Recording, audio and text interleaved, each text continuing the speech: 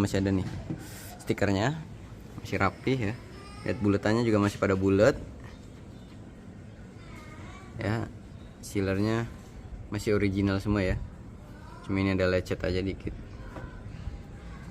Untuk bagian depan kanan juga sama ya, nih baut kap mesinnya belum pernah dibuka, artinya belum pernah ada reparasi ya.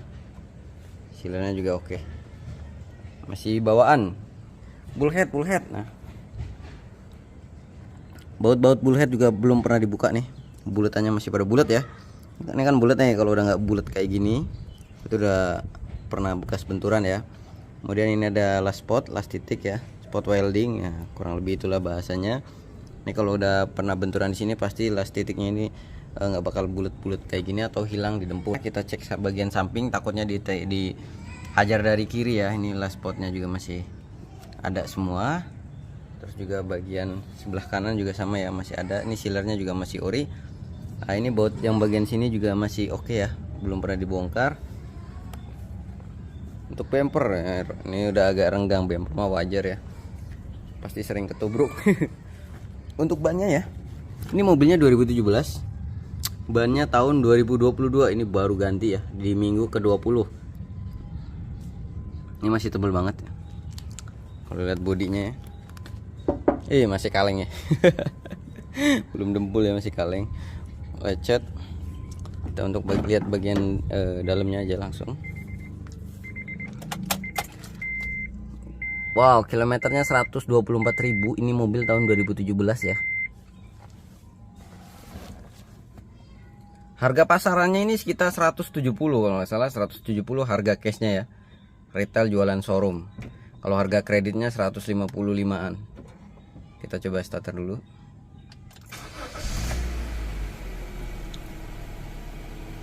Nah, di sini ada ABS-nya ya. ABS-nya tuh nggak mau hilang. Ini rem tangan, ini ABS auto lock brake system. Jadi ada permasalahan pada bagian sistem ABS. Ini bisa jadi dari sensornya, bisa jadi dari kabelnya, bisa jadi dari modulnya. Tempat posisi harus dicek dulu pakai scan bagian mana aja yang rusak. Terus kita bisa cek rekstirnya. Ini rekstirnya aman ya. Biasanya kalau Mobilio itu tahun segini udah bunyi duk duk duk duk duk duk. Ini mah aman, belum bunyi. Terus yang sering kena juga kan tie rodnya juga kena ya.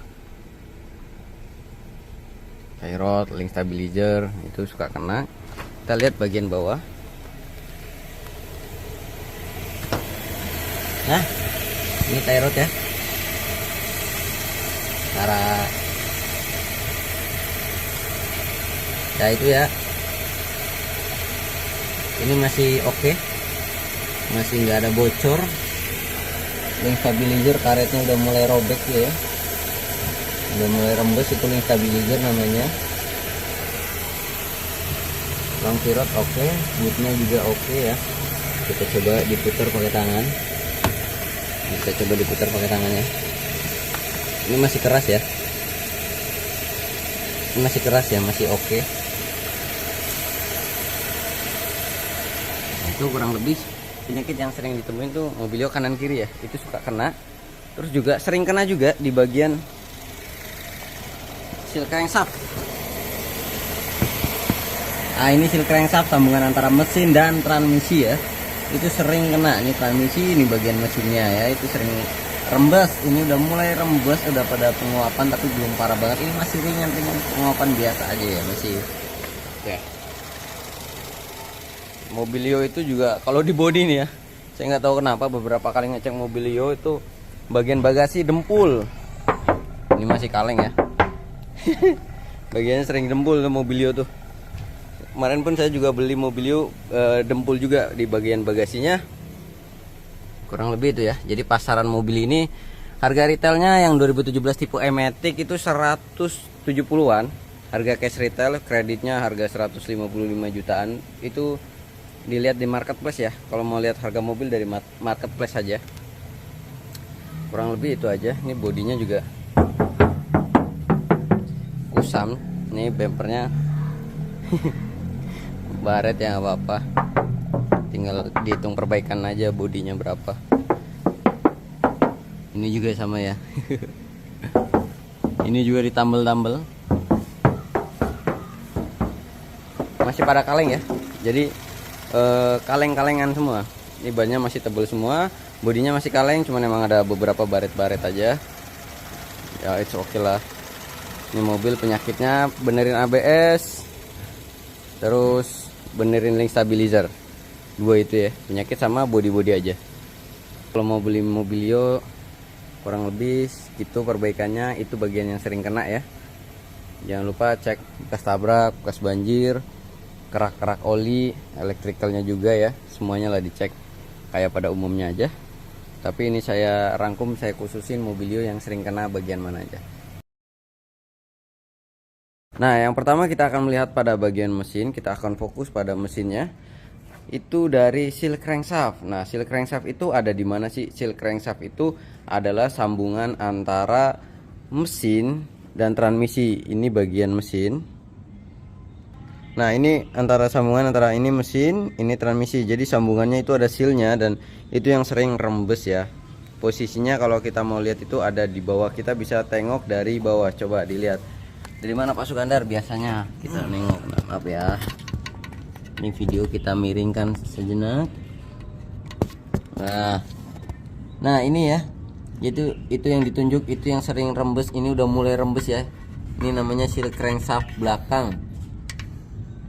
Jadi seal sambungan antara transmisi dan juga mesin. Ini kita ngolong aja sebenarnya bisa kan? Ini dari mobil, kita ngolong sedikit dari sini bisa.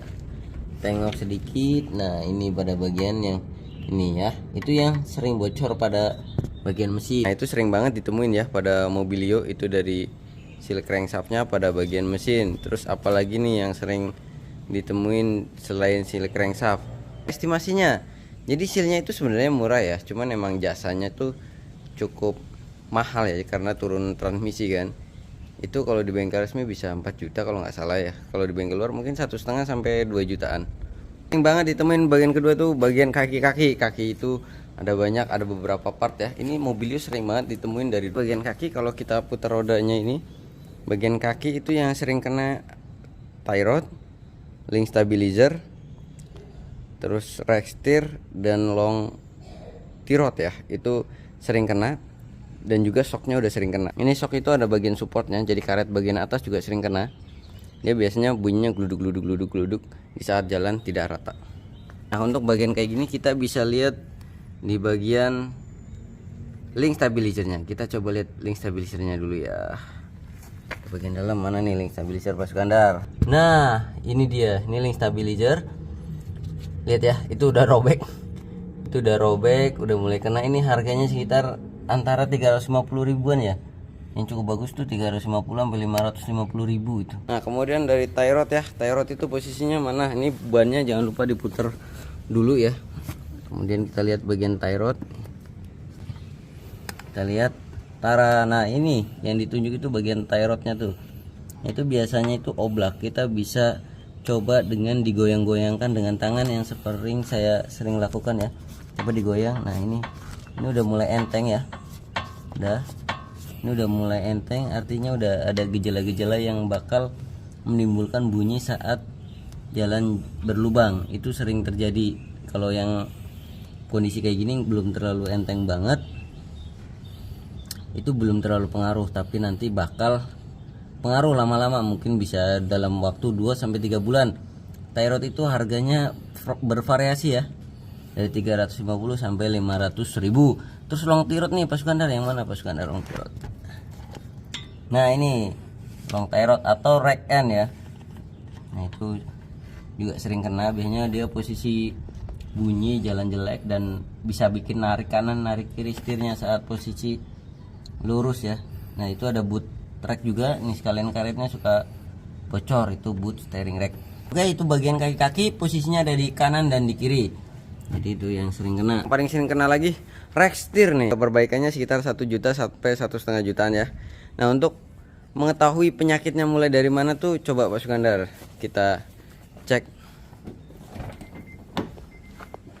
Kita cek rack steer. Nah ini posisi mobil hidup. Nah kita akan goyangkan setir kanan dan kiri itu 5 sampai 10 derajat aja. Nah Biasanya kalau posisi diputar gini, dia akan bunyi dup dup dup dup dup dup bagian bawah. Itu bakal terasa banget di bagian bawah sini bunyinya dup dup. Dan kalau jalan tidak rata itu bakal bunyi kelutak kelutuk. Itu rekstir ya.